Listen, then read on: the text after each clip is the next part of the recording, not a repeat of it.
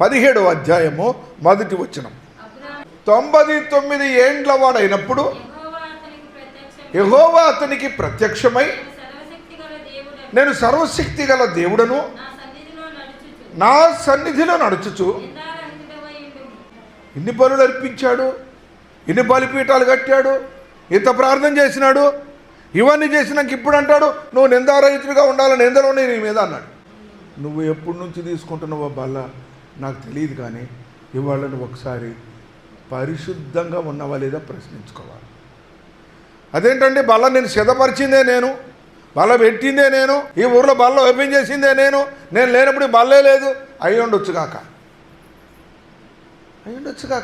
పిలవగానే వచ్చినోడే, దేవునితో నడిచిన అనుభవం ఉన్నోడైనా కాదా? బలిపీఠం కట్టలే, ప్రార్థనలు చేయలే, అడిగిన అర్పణలు ఇచ్చినాడా లేదా? అసలు దశంభాగం అంటే ఎవరికి తెలియనప్పుడే దశంభాగం ఇచ్చాడు. ఇప్పుడు అంటాడు నిందారహితుడిగా ఉండాలి. 6వ అధ్యాయము 9వ వచనంలో నిందారహితుడు అంటే నోవహులాగా ఉండయ్యా. నోవహు ఎలా ఉన్నాడో తెలుసా? నిందారహితుడు ఉన్నాడు ఒకప్పుడు చరిత్రలో. వానితో నిబంధన చేయలే, నేను నీతో చేస్తున్నా. నోవహు నీతిపరుడును నిందారహితుడై ఉన్నాడు. యోబుతో చేయలే నేను ఇట్లాంటి నిబంధన.